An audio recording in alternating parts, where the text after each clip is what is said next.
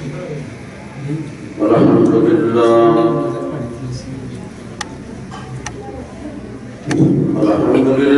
الذي هدانا لهذا وما كنا لنهتدي لولا أن هدانا الله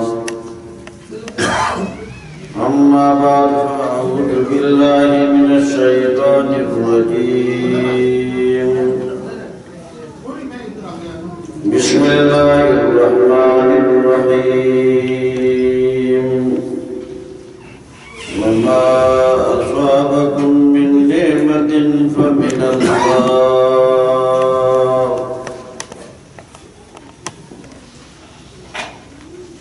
آج ہم اس مقام پر جمع ہیں نہایتی پروقار تقریب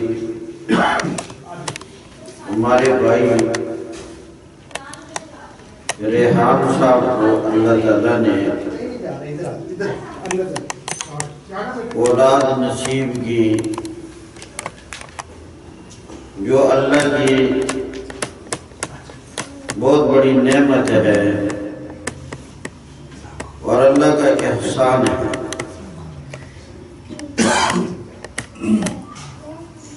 نبی کریم صلی اللہ علیہ وسلم نے ارشاد فرمایا،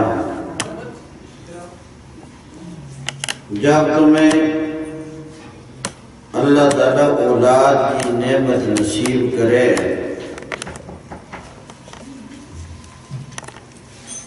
تو شکریہ میں دعوت حقیقہ کرو اور حقیقہ کرو۔ آج حقیقے کی یہ تقریب ہے۔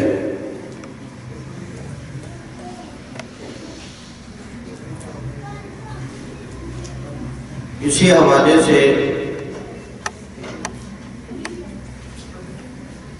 دنیا والے بھی یہ خوشی مناتے ہیں، مگر انسان کے اندر جس طرح کی سوچ ہوتی ہے، جس طرح کا انسان کا باطن ہوتا ہے، وہی رنگ ظاہر ہو جاتا ہے۔ جو لوگ دین والے ہیں، دینی ذہن رکھتے ہیں، قرآن اور پیارے پیغمبر کے فرمان سے محبت کرنے والے ہیں، وہ یہی چاہتے ہیں کہ ہمارا اٹھنا بیٹھنا، ہماری غمی خوشی وہ سب قرآن کے مطابق ہو، نبی کریم علیہ السلام کی حدیث کے مطابق ہو۔ حقیقہ یہ اللہ کے پاک پیغمبر کا فرمان ہے اور حکم ہے کہ جب اللہ تعالیٰ اولاد کی نعمت نصیب کرے تو ابتدائی دور پر نبی کریم علیہ السلام نے ارشاد فرمایا کہ اس کا نام اچھا اور خوبصورت نام ہو۔ نام اچھا رکھنا یہ اولاد کے حقوق میں سے ایک اہم اور بڑا بنیادی حق ہے۔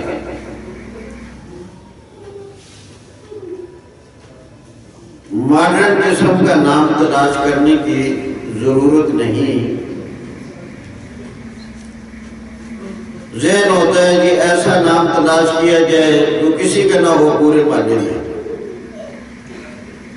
خاندان میں کسی کا نہ ہو۔ یہ کوئی اتنی اہمیت والی چیز نہیں، قابل فکر قابل غور نہیں۔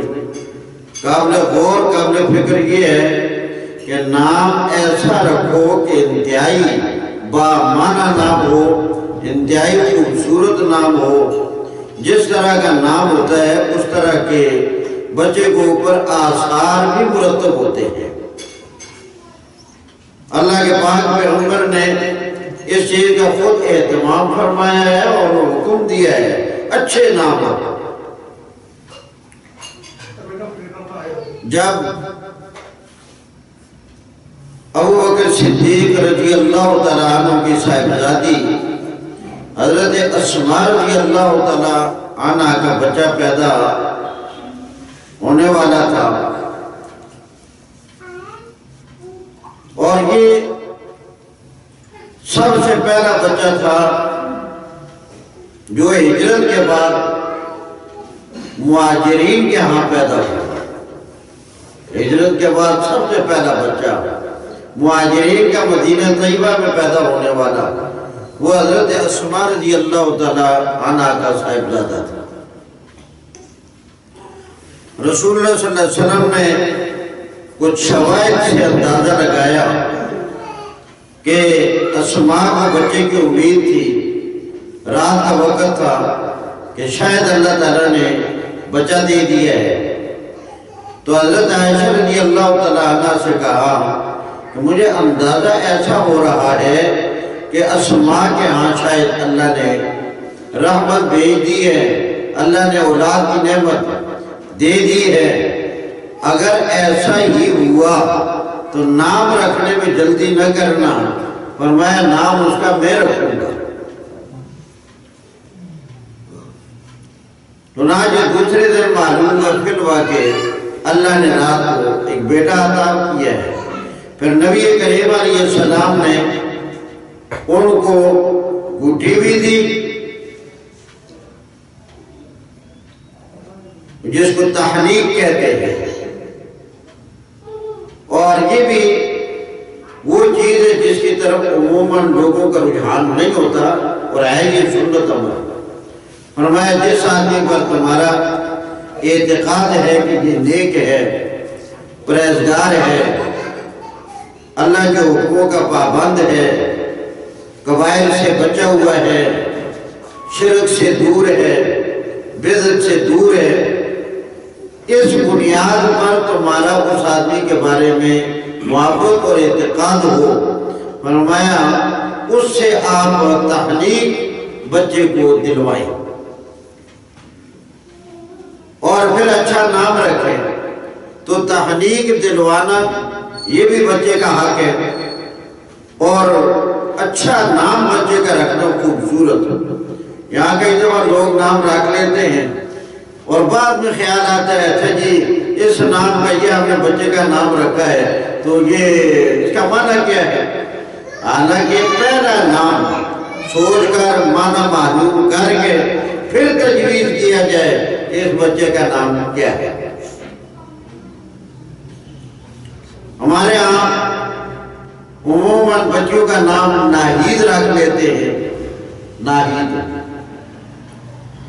ناہیدہ، نائلہ، حالانکہ ان کے اگر معنی آپ کو معلوم ہو جائے نا تو میرا خیال ہے آپ خواب میں بھی نہ رکھیں گے نام، مگر بڑے فخر سے رکھے جا رہے ہیں۔ بعض کا معنی معلوم کرنا، اور بعض ایسے مومن الفاظ ہوتے ہیں کہ ان کا معنی کوئی نہیں بنتا، تو وہ نام کے طور پر بچے ہے نہیں یہ پورے محلے میں۔ حالانکہ اسلامی نقطۂ نظر سے جو نام دنیا میں رائج ہے، انبیاء کے نام ہیں، اولیاء اللہ کے نام ہیں، بزرگان دین کے نام ہیں، محدثین کے نام ہیں، علماء امت کے نام ہیں، صحابہ کرام کے نام ہیں، تابعین کے نام ہیں، تبع تابعین کے نام ہیں، ان کے ناموں پر اپنی اولاد کے نام رکھے جائیں۔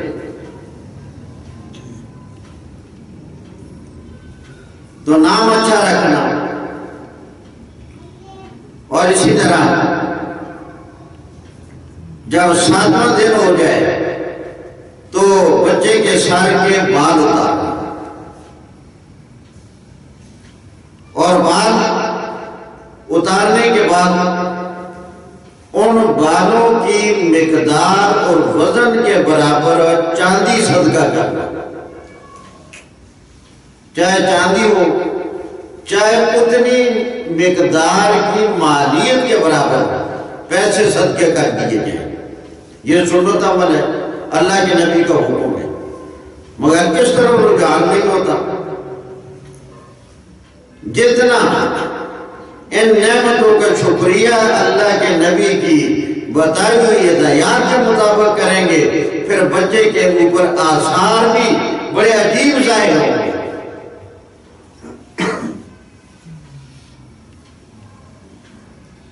تو بچے کو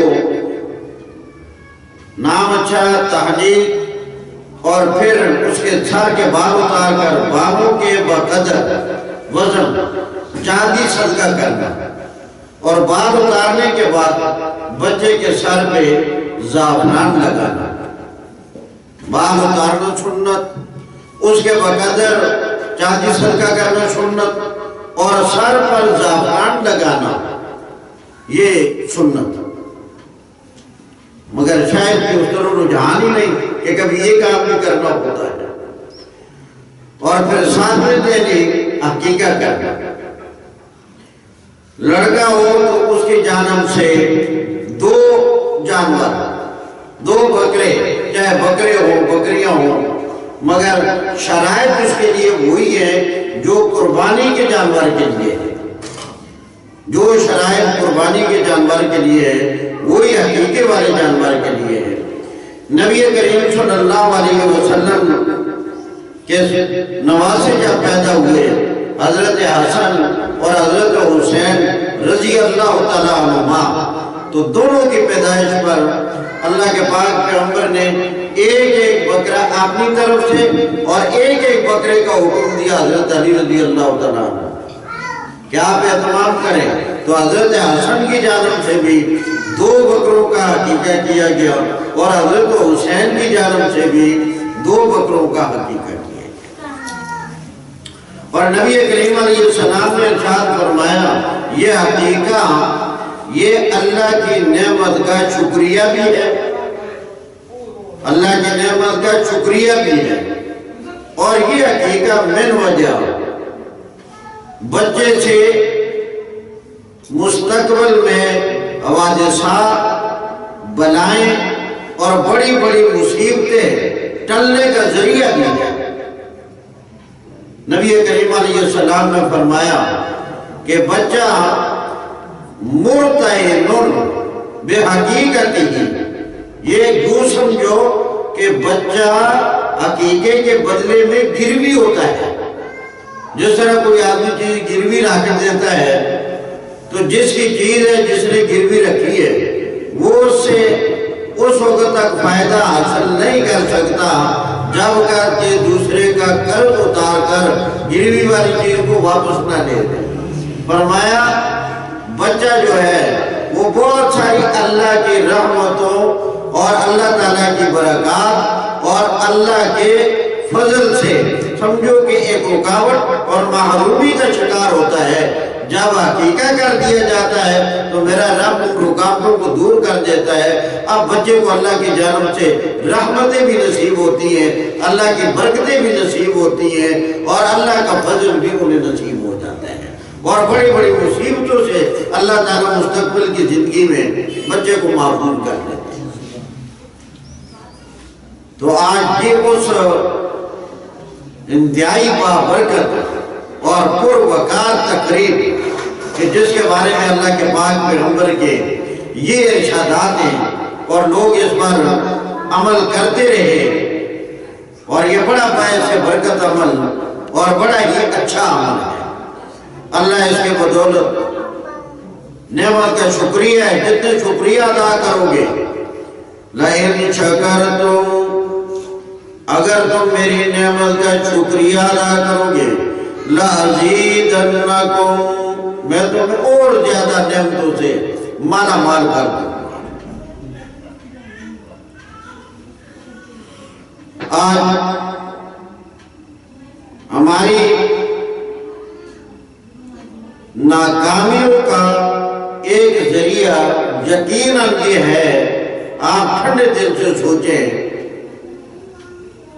کہ ہمیں جو کچھ کرنا چاہیے تھا اور جس راستے پہ لگنا چاہیے تھا اور ہمیں جس طرح کا نبی کریم علیہ السلام کا غلام بننا چاہیے تھا۔ ہم نام کا دعوت ضرور ہماری زبانوں پہ ہوتا ہے، مگر عملی طور پر ہم بہت پیچھے، ہمارے قول فعل میں اس اعتبار سے تضاد ہے۔ اللہ کا شکر مسلمانوں کے گھر میں پیدا ہو گئے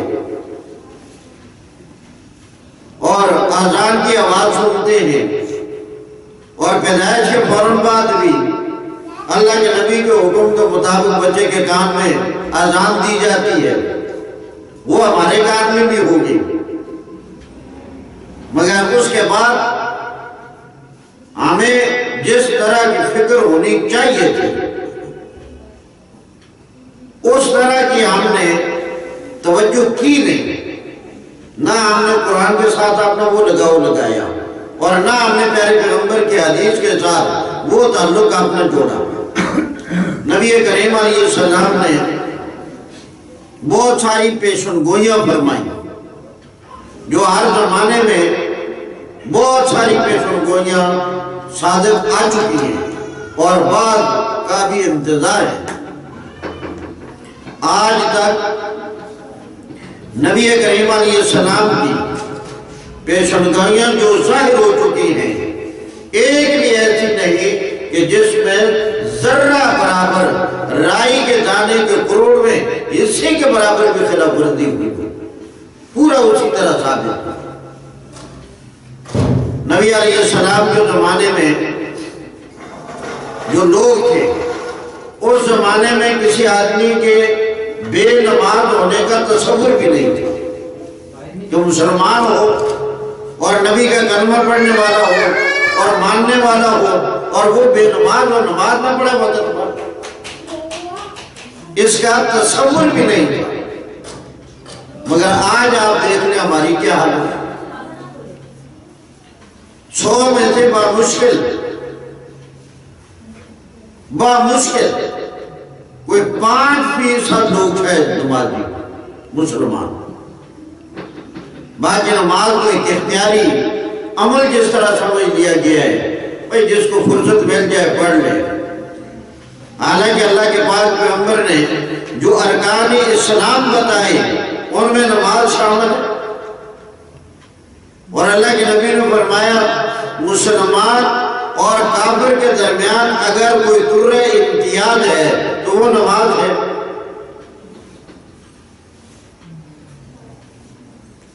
تو ایک زمانہ ایسا تھا کہ یہ سوچ بھی نہیں تھی کہ مسلمان اور بے نماز ہو۔ اللہ کے نبی نے فرمایا ایسا دور آ جائے گا، ایک زمانہ آ جائے گا، لوگ نام کے مسلمان ہوں گے، اپنے آپ کو کہیں گے ہم مسلمان ہیں، مگر مال سوائے اسلام اور مسلمان کے دعوے کے عملی اعتبار سے ان کے پاس کچھ نہیں ہوگا۔ قال النبی صلی اللہ علیہ وسلم، اللہ کے پاک پیغمبر نے ارشاد فرمایا یوشکو ان یاتی علی الناس زمان لا یبقى من الاسلام الا اسمہ، فرمایا ایسا زمانہ آئے گا کہ جس دور میں نام کے مسلمان ہوں گے مگر کام کا مسلمان نہیں ہوگا،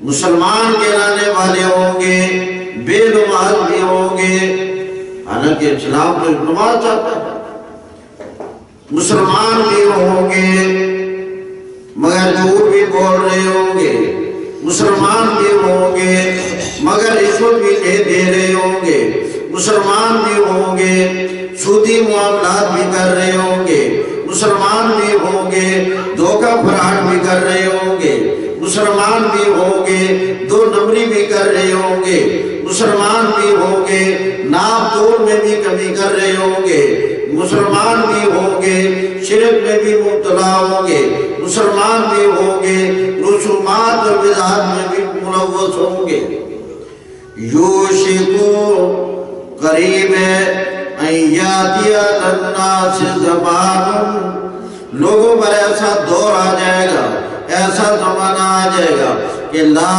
یبقا من الاسلام الا اسمہ، اسلام کا نام ہوگا، کام کوئی نہیں ہوگا، کام اور غلط ہوں گے، قرآن کے خلاف ہوں گے، اور پیارے پیغمبر کی حدیث کے اور آپ کے فرمان کے خلاف ہوں گے۔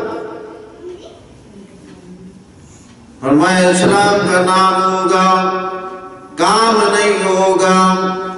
وَلَا يَبْقَى مِنَ الْقُرْآنِ إِلَّا رَسْمُهُ، بس زیادہ سے زیادہ ناظرہ قرآن مجید پڑھ کر کہیں گے ہم تو قرآن پڑھے ہوئے ہیں، بھائی اسی پر اکتفا، خوش ہو جائیں گے کہ قرآن کا حق ادا ہو گیا، ہم نے تو ناظرہ قرآن مجید پڑھا ہوا ہے۔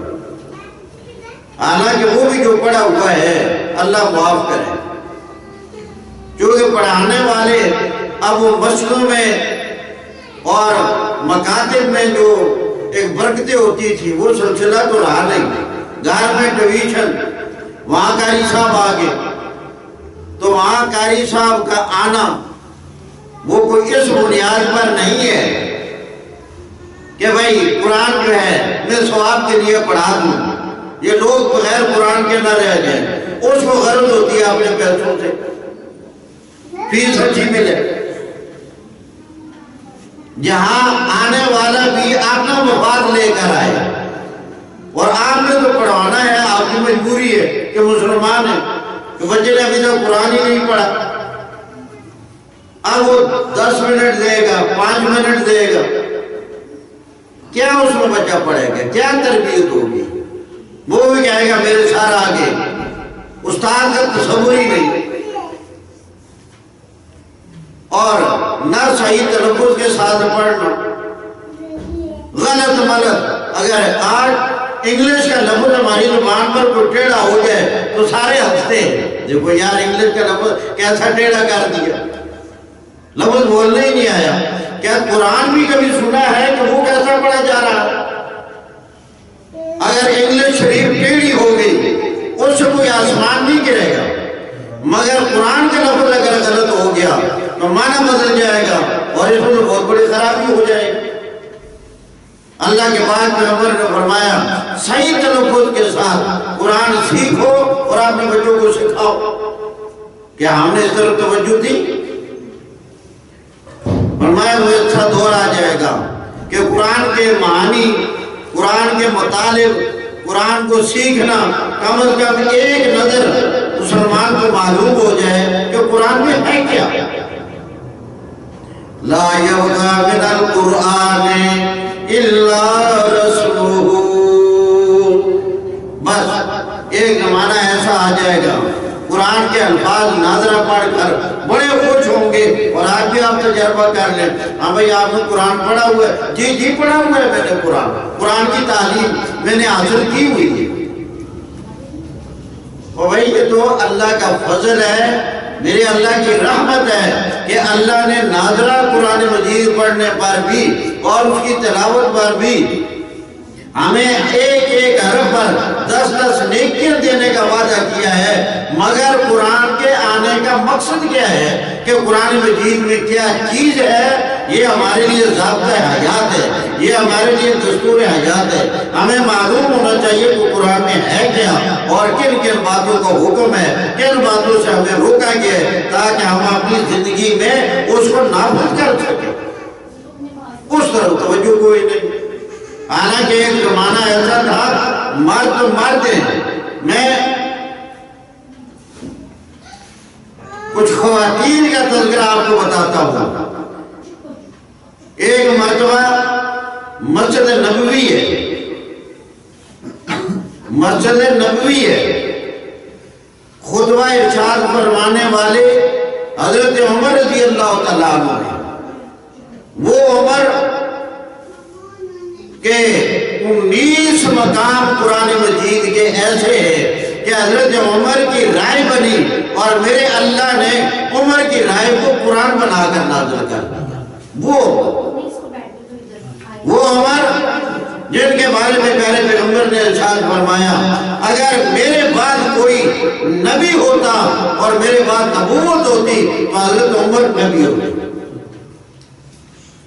وہ عمر جن کے بارے میں اللہ کے پیغمبر نے ایک موقع پر ارشاد فرمایا کہ عمر جس راستے پر چل رہا ہو اگر آگے سے شیطان آ جائے وہ راستہ چھوڑ کر بھاگ جائے گا، باقیوں کے پاس سے گزر جائے گا، مگر عمر جب آ رہا ہو شیطان بھی راستہ چھوڑ کر بھاگ جائے گا۔ وہ حضرت عمر مسجد نبوی ممبر رسول وہاں خطبہ ارشاد فرما رہے تھے اور اس خطبے میں انہوں نے ایک مسئلہ بیان کر دیا۔ مسئلہ یہ تھا جس کے آج ہم بھی مریض ہیں کہ لوگ شادی کے موقع پر بہت زیادہ مقدار میں مال رکھتے ناموری کے لیے دیتے نہ، اور زبانی آدمی جتنا مرضی ہے کہہ لینا، زبانی خیالی پلاؤ بھی اگر پکانا ہے تو پھر اس میں آدمی اگر کہو تھوڑا پاوے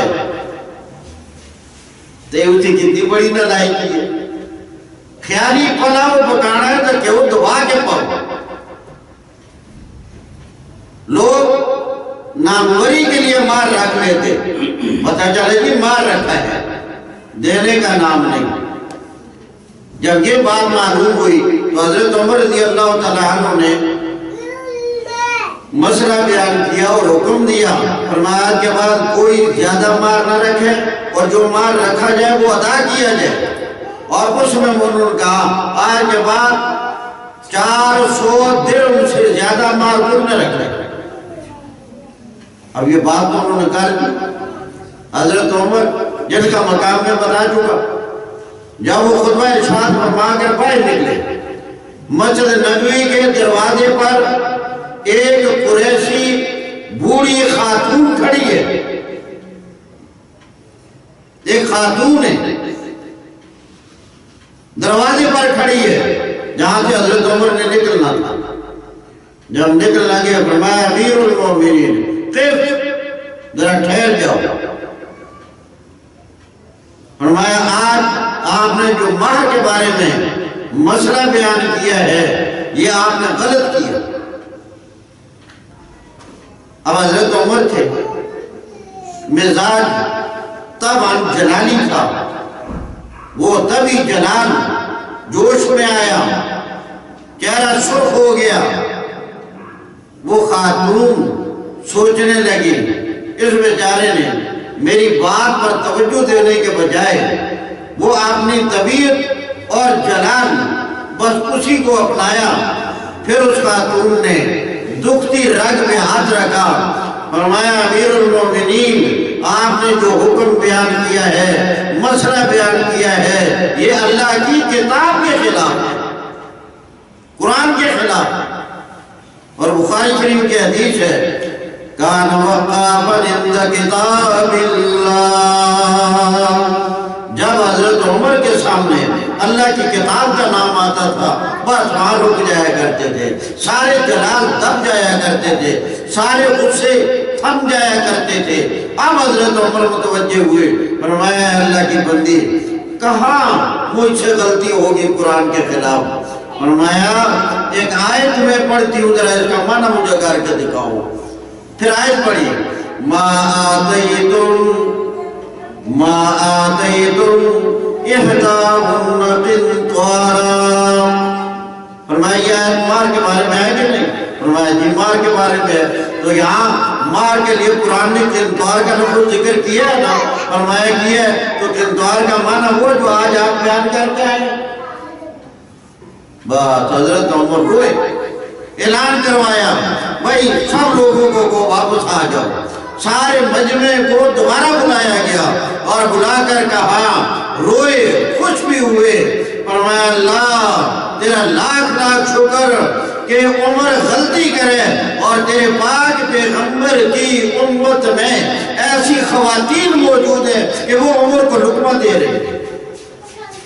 کہ آج ہمارا قرآن کے ساتھ یہ تعلق ہے؟ تلاوت بھی نصیب نہیں ہوتی الا ماشاءاللہ، بہت کم لوگ جو تلاوت کرنے والے ہیں۔ اگر بہت ہی زیادہ کہیں موقع ملا تو جب کوئی مر گیا اور اس کے کلو پر گئے شاید وہاں تمہارا پکڑ لیا، ورنہ وہ تلاوت کا رواج بھی ختم ہوتا جا رہا ہے۔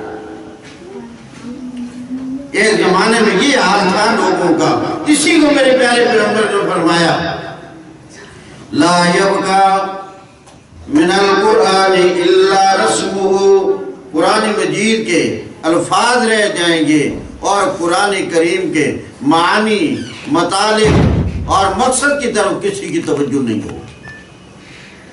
اسی طرح مدینہ طیبہ کا ایک واقعہ ہے، ایک دفعہ قاضی کی عدالت میں مقدمہ پیش ہوا اور مدعی کے ذمہ ہوتا ہے اپنے دعویٰ کو ثابت کرنے کے لیے شہادت پیش کرنا۔ اگر شہادت نہ ہو تو پھر مدعا علیہ فریق مخالف پر قسم آتی ہے، اور شہادت کے بارے میں قانون یہ ہے کہ 2 مرد گواہ ہوں، اگر 2 مرد نہ ہو تو 1 مرد اور 2 عورتیں۔ ایک آدمی نے دعویٰ پیش کیا اور اس کے پاس 1 مرد تھا اور 2 عورتیں تھیں بطور گواہ کے۔ اب جب قاضی صاحب عدالت میں شہادت سن رہے تھے تو عورتوں کی باری جب آئی تو قاضی صاحب نے کہا ایک عورت یہاں اندر کمرہ عدالت میں اپنا شہادت والا بیان دے اور دوسری خاتون کمرہ سے باہر ہو۔ قاضی صاحب نے یہ سوچا کہ بھائی جج کو، قاضی کو یہ اختیار حاصل ہوتا ہے کہ مقدمہ کی جس طرح بھی تحقیق کرے، مقصد تحقیق تھا۔ انہوں نے کہا ایک خاتون اندر ہوگی اور دوسری باہر ہوگی۔ ان میں سے ایک خاتون بولی، اس نے کہا جی صاحب آپ ایسا نہیں کر سکتے، یہ غلط ہے۔ قاضی صاحب نے کہا نہیں، مجھے تحقیق کا حق حاصل ہے، جس طرح کروں۔ فرمایا آپ کو تحقیق کا تو حق حاصل ہے، مگر یہاں شہادت کی ادائیگی کے متعلق جو آپ نے یہ کہا ہے کہ ایک خاتون باہر ہوگی اور دوسری خاتون شہادت والا بیان دے گی، یہ آپ کی بات قرآن کے خلاف ہے۔ وہ حیران رہے گی، بھئی قرآن کے خلاف کیسے ہوگی؟ ایک خاتون کہہ رہی ہے، ایک عورت کہہ رہی ہے۔ فرمایا وہ قرآن کے خلاف کیسے ہے؟ پھر اس نے شہادت والی آیات پڑھی اور اس میں لکھا ہوا ہے قرآن مجید کے اندر فَتُذَكِّرَ إِحْدَاهُمَا الْأُخْرَى، جب 2 عورتیں ہوں، ایک اپنا بیان دے اور دوسری ساتھ ساتھ اس کی تصدیق کرے، اور جہاں بیان میں غلطی آئے اس کو بتائے، صحیح کی تصدیق کرے اور غلط کی نشاندہی کرے۔ فرمایا قرآن تو یہ بتا رہا ہے، اب ایک ہے اندر ایک ہے باہر، تو مجھے آپ بتائیں یہ جو قرآن کا لفظ ہے فَتُذَكِّرَ إِحْدَاهُمَا الْأُخْرَى، اس پر کیسے عمل ہوگا؟ قاضی صاحب اپنی جگہ چھوڑ کر کھڑا ہو گیا، کہنے لگا اس خاتون میں کے موجودگی میں میرا بیٹھنا بھی بے ادبی ہے۔ اور یہ خاتون کون تھی؟ یہ حضرت امام شافعی رحمۃ اللہ علیہ کی والدہ تھی۔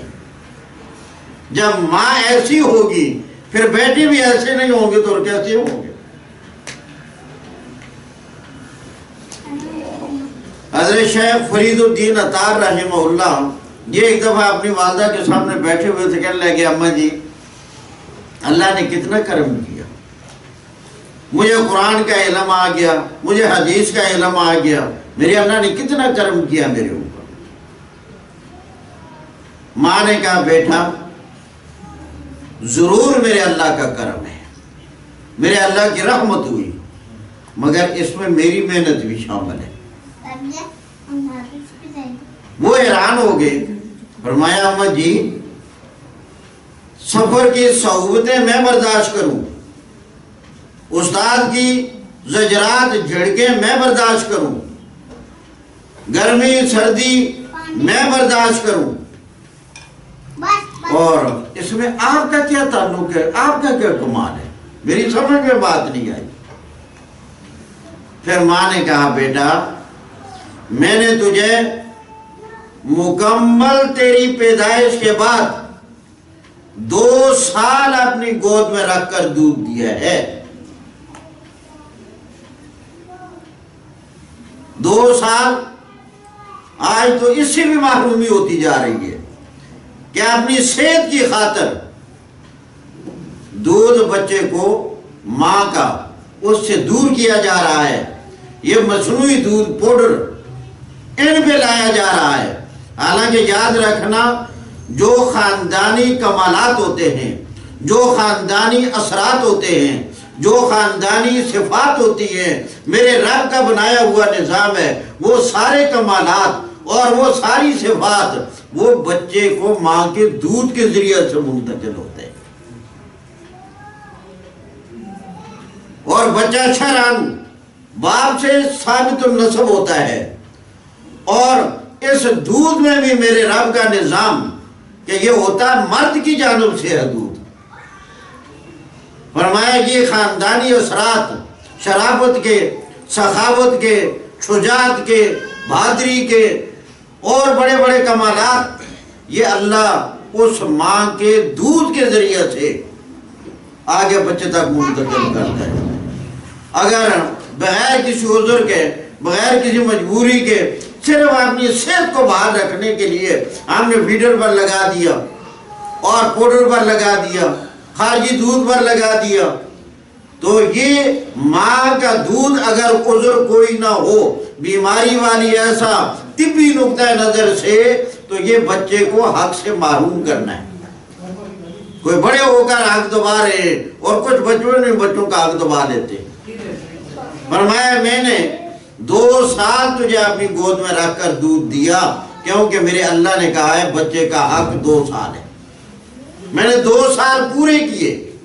فرمایا بیٹا 2 سال میں گرمی بھی آئی، سردی بھی آئی، غمی بھی آئی، خوشی بھی آئی، بیماری بھی تھی، صحت بھی آئی، سارا کچھ چلتا رہا، مگر 2 سال کے عرصہ میں نے ایک مرتبہ بھی تجھے بغیر وضو کرنے کے دودھ نہیں پلایا۔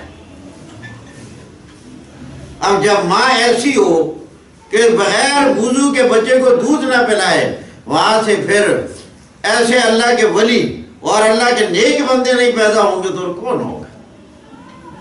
یہ ساری وہ قرآنی نسبت اور قرآنی تعلق، اسی کو میرے پیارے پیغمبر نے فرمایا۔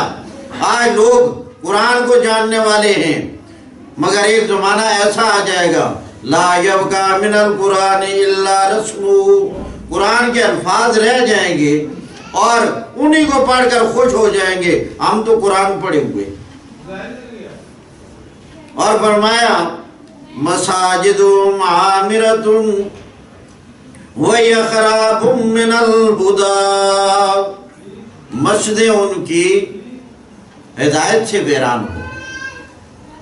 ذرا رسول اللہ صلی اللہ علیہ وسلم کے زمانے میں غور کریں کہ مسجد کے کیا معمولات ہوتے تھے، مسجد میں کیا کچھ ہوتا تھا، اور آج پھر اپنے دور کی مسجدوں پر غور کر لیں۔ مساجدہم عامرۃ، بظاہر بڑی خوبصورت، نقش و نگار، بڑی اعلیٰ تعمیر کا شاہکار، وَهِيَ خَرَابٌ مِّنَ الْهُدَىٰ، ہدایت سے محرومی ہوگی۔ بس نماز ہوئی، مسجدوں کو تالا لگ گیا، کوئی بیان نہیں، کوئی واعظ نہیں۔ اور پھر اگلی بات اس سے بھی خطرناک، فرمایا علماء شر من تحت ادیم السماء منہم تخرج الفتنۃ وفیہم تعود۔ فرمایا جس طرح ہر چیز میں 2 قسمیں پیدا ہو جائیں گی، اچھا آدمی، برا آدمی، سچا آدمی، جھوٹا آدمی، حلال کھانے والا، حرام کرنے والا، نرمی والا، سختی والا۔ اسی طرح فرمایا اللہ کے پاک پیغمبر نے کہ وہ زمانے کے مولوی بھی 2 قسم کے ہوں گے، مولوی بھی 2 قسم کے ہوں گے، ایک علماء شر اور دوسرے علماء خیر، جو لوگوں کو رسومات پر لگائیں گے، بدعات پر لگائیں گے، رسم و رواج پہ لگائیں گے اور دین کر کے لوگوں کو بتائیں گے، اور قرآن والی وہ بات نہیں ہوگی، حدیث والی بات نہیں ہوگی۔ اللہ پاک کے پاک پیغمبر نے فرمایا وہ مولوی بھی فتنہ اور اس کی بات بھی فتنہ اور وہ مخلوق خدا کو گمراہی پہ لگانے والا ہو۔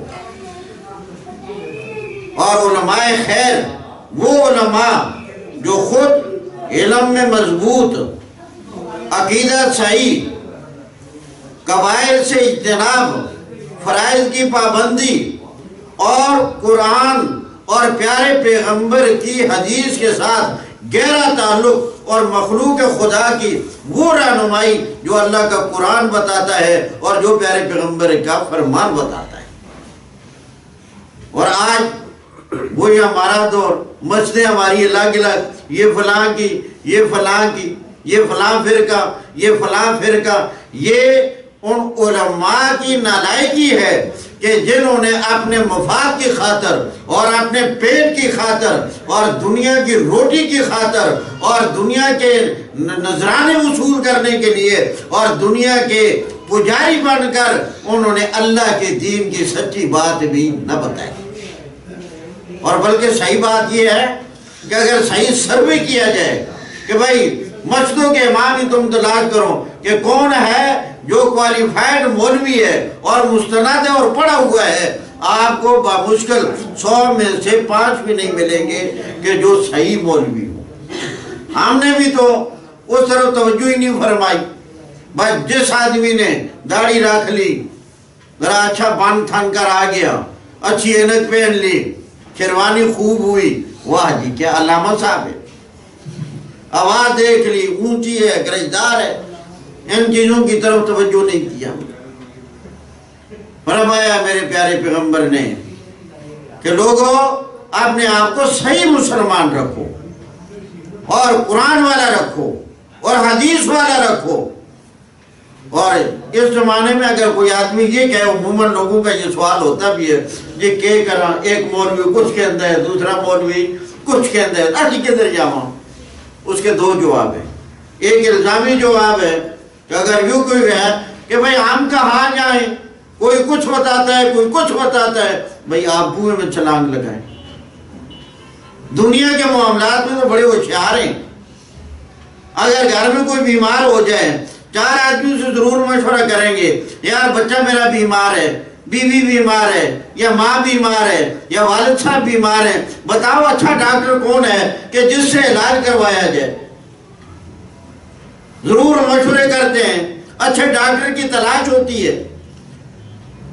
تو کیا یہ بھی کبھی سوچا ہے کہ ہمیں ایمان محبوب ہے اور یہ ایمان ہمارے اندر ہوگا تو ہم موت کے وقت کامیاب، ایمان ہوگا تو قبر میں کامیاب، ایمان ہوگا تو حشر میں کامیاب۔ کیا ہم نے یہ کبھی سوچا کہ میں ایسے مولوی کے لڑ لگ جاؤں جو میرے ایمان کی بقا کا ذریعہ ہو، میرے ایمان کے ختم کرنے کا ذریعہ نہ ہو؟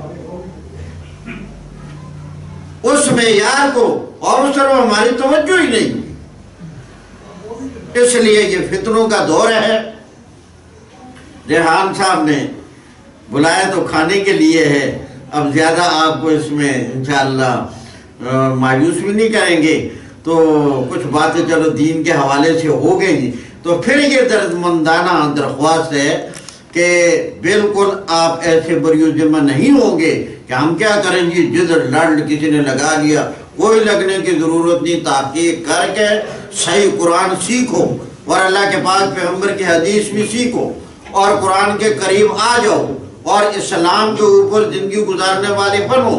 اور بڑا علم کا دور ہے، اب ہر چیز کی آسانی ہے، ہر جگہ صحیح بات بھی ہے، غلط بھی ہے۔ اب آپ کا فرض بنتا ہے کہ آپ بھی کچھ تھوڑی تکلیف کریں، صحیح کو صحیح سمجھیں اور غلط کو غلط سمجھیں اور صحیح طریقہ کار اپنا کر بس واحد راستہ۔ اللہ کے پاک پیغمبر نے فرمایا لوگوں میں تم سے جا رہا ہوں اور 2 چیزیں دے کے جا رہا ہوں، جب تک تم مضبوطی سے تھامے رہوگے، فرمایا میں اللہ کا رسول اس بات کی گارنٹی دیتا ہوں کہ تم گمراہ نہیں ہو جاؤ گے۔ ایک فرمایا اللہ کی کتاب ہے اور ایک میری سنت ہے۔ فرمایا اللہ کی کتاب کو اور میری سنت کو لازم پکڑو، اللہ تعالیٰ تمہیں دنیا کے اندر ہدایت پر قائم دائم رکھے گا۔ اور اسی سلسلہ کے لیے ہماری اقبال ایونیو مسجد رحمانیہ میں قرآن کے دروس، احادیث کے دروس وہ چلتے رہتے ہیں اور عوام کی رہنمائی ہوتی رہتی ہے۔ اس سلسلہ میں ہم نے اس دفعہ یہ ایک فیصلہ کیا ہے کہ بعض لوگوں کے پاس ذرا زیادہ ٹائم نہیں ہوتا دورانیے کا، تو اس دفعہ ہم نے وہ تقریباً 3 مہینے سے بھی کم ہے، اس میں ارادہ کیا ہے کہ ذرا مختصر انداز کے ساتھ اور مختصر تفسیر کے ساتھ پورا قرآن کریم ایک دفعہ ہمارے بھائیوں، ہمارے بزرگوں، ہماری ماؤں، ہماری بہنوں اور ہماری بیٹیوں کے کان سے گزر جائے کہ قرآن میں ہے کیا کیا، کم از کم عنوان ہی پتہ چلتا جائے کہ قرآن میں ہے کون کون سی چیزیں۔ تو اس کے لیے یہ تقریباً کوئی 7 اپریل سے آغاز ہوگا اور 27 رمضان تک جاری رہے گا۔ تو کچھ ریحان صاحب انشاءاللہ آپ سے رابطے میں بھی رہیں گے، اگر آپ ہمت کر لیں گے تو انشاءاللہ بہت فائدہ ہوگا۔ اور یاد رکھیے کہ یہ بس کوئی بتانے والی بات نہیں، کیا بتائیں گے؟ ریحان صاحب ایک دفعہ نماز پڑھنے کے لیے صرف گئے تھے، درس کے لیے نہیں گئے تھے، نہ یہ مجھے جانتے تھے نہ میں ان کو جانتا تھا، صرف نماز پڑھنے کے لیے گئے اور وہاں نماز انہوں نے اپنی پڑھی، اس کے بعد درس شروع ہو گیا، بس وہ جو بیٹھے ہیں پھر آج تک نہیں چھوڑا، اور جو آئے ہیں بس پھر وہ وہیں کے ہو گئے۔ تو جب انسان اللہ کی کتاب ہو اس کے قریب آ جائے اور اس کا ذائقہ آ جائے پھر کیسے انسان چھوڑ سکتا ہے؟ تو اس لیے بہت آپ کو فائدہ ہوگا۔ یہ باقی جو دنیا کے آپ نے کام ہیں ان کے بغیر بھی گزارا نہیں، کاروبار بھی کریں، تعلیم بھی حاصل کریں، سب کچھ کریں، مسلمان کو ہر طرف میں آگے سے آگے ہونا چاہیے، دنیاوی اعتبار سے بھی پتہ چلے کہ مسلمان ہے، اور قرآن اور حدیث کے علم کے اعتبار سے پیچھے رہنا یہ ٹھیک نہیں ہے۔ تو جہاں 24 گھنٹے کی زندگی ہے، باقی وقت اپنا اپنے کام میں آرام میں لگائیں اور 1.5 گھنٹہ جو ہے نا وہ ہمیں دے دیا کریں، تو انشاءاللہ 3 مہینے کوئی زیادہ بات نہیں، بہت بڑا فائدہ ہوگا۔ اللہ تعالیٰ ہمیں عمل کی توفیق نصیب فرمائے۔ ایسا سوال ہے جی آپ نے عقیقے کے متعلق جی جی وہ میں اس کا پوچھا جی جی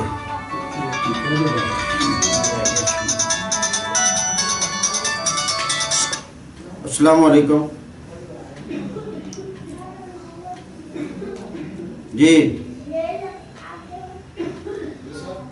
جی جی میں اس وقت ذرا مصروف ہوں، ایک جگہ بیان ہے، تو آپ جو ہے نا کوئی 11 بجے فون کر لینا۔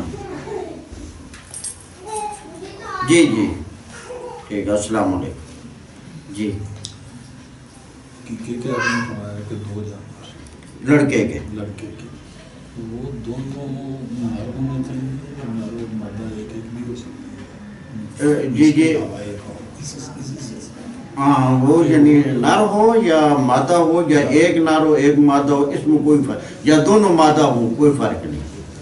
اس کے علاوہ یہ ہے کہ جب ان کو ذبح کرتے ہیں، ہاں ذبح کر کے وہ جو گوشت ہوتا ہے، ہاں آپ کو یہ اخبار ہیں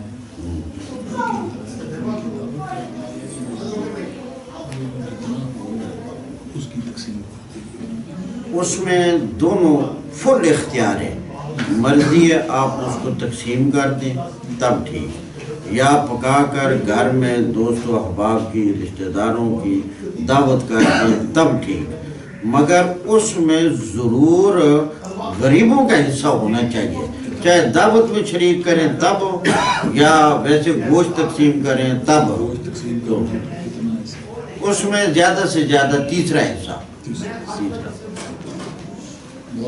تو یہ اگر 7ویں دن نہیں کر سکے تو عمر کے کسی بھی حصے میں ہو سکتا ہے؟ بہتر تو یہی ہے کہ 7واں دن، لیکن اگر نہیں ہو سکا تو یہ کرنا عمر کے کسی حصے میں بھی ہو جائے تو بہت ہی برکات وہی ہے، برکات وہی ہے۔ اس کا پھر ضابطہ یہ ہے کہ جس دن بچے کی پیدائش ہوئی ہے عقیقہ اس سے پہلے دن کریں۔ مثلا بچے کی پیدائش پیر والے دن کی ہے اور آپ نے عقیقہ کرنا ہے اس کا 20 سال بعد، تو اتوار والے دن کریں۔ آئی بات سمجھ؟ جی جی تو آپ بھی اگر آپ نہ کرنا چاہیں تو کر سر بہت شکریہ۔ اور کوئی سوال ہو کسی کا؟ سوال کر سکتے ہیں، کوئی بھی کسی بھی کوئی بھی سوال ہو کسی بھی والے سے کر سکتے ہیں۔ میں اتنی دیر تیاری کرتا ہوں، آپ اپنا دعا کروا لیں، دعا کھانے کے بعد کرے بھی کر لیں، نہ بھی کر لیتے کر ہیں۔ لیں، ساتھ ساتھ کر لیں، ٹھیک۔ بعد میں کر لیں گے۔ الحمدللہ رب العالمین والصلاة والسلام علی سید الانبیاء والمرسلین، اللہم صلی علی محمد وعلی آل محمد کما صلیت علی ابراہیم وعلی آل ابراہیم انکا حمید مجید، اللہم بارک علی محمد وعلی آل محمد کما بارکت علی ابراہیم وعلی آل ابراہیم انکا حمید مجید۔ یا اللہ ہمارے صغیرہ کبیرہ گناہ معاف فرما، یا اللہ تمام کا آنا اس تقریب میں مبارک بنا، یا اللہ ہمارے حال پہ رحم فرما، یا اللہ ہمارے بھائی ریحان صاحب کو جو تو نے اولاد کی نعمت نصیب فرمائی ہے، اے میرے اللہ اس کو سلامتی نصیب فرما، مصیبتوں سے بچا، حوادثات سے بچا، پریشانیوں سے بچا، یا اللہ نیک بنا، صالح بنا، ماں باپ کے دل کے سکون کا ذریعہ بنا، آنکھوں کی ٹھنڈک کا ذریعہ بنا، یا اللہ اس کو خیر کا ذریعہ بنا، یا اللہ خوشیوں کا ذریعہ بنا، یا اللہ ہر طرح کی مصیبت سے حفاظت اور عافیت نصیب فرما، یا اللہ ہم سب کی اولاد کو نیک اور صالح بنا، یا اللہ ہمارے دل کے سکون کا ذریعہ بنا، آنکھوں کی ٹھنڈک کا ذریعہ بنا، مستقبل کی خوشحالیاں نصیب فرما، سکون نصیب فرما، عافیت نصیب فرما، یا اللہ زمینی آسمانی آفتوں سے بچا، میرے اللہ ہمارے حال پہ رحم فرما، یا اللہ ہر پریشان حال کی پریشانی دور فرما، سب بیماروں کو شفا نصیب فرما، یا اللہ ہمارے گھروں کو آرام کا، راحت کا، سکون کا، اپنی رحمت اور برکتوں کا مرکز بنا، یا اللہ ہمارے گھروں میں اتفاق اتحاد نصیب فرما، یا اللہ نہ اتفاقی سے بچا، یا اللہ حاسدین کے حسد سے بچا، یا اللہ نظر بد والوں کی نظر بد سے بچا، یا اللہ شیطانی دخل سے بچا، یا اللہ دین والی، صحت والی، خوشحالی والی، سکون والی زندگی نصیب فرما، یا اللہ معذوری اور محتاجی کی زندگی سے بچا، یا اللہ ہمارے حال پہ رحم فرما، یا اللہ تمام حاضرین کے دلوں میں جو جائز حاجات ہیں سب کی حاجتوں کو پورا فرما، یا اللہ سب کی دعاؤں کو قبول فرما، یا اللہ سب کے حال پہ رحم فرما۔ ربنا تقبل منا انک انت السمیع العلیم وتب علینا انک انت التواب الرحیم برحمتک یا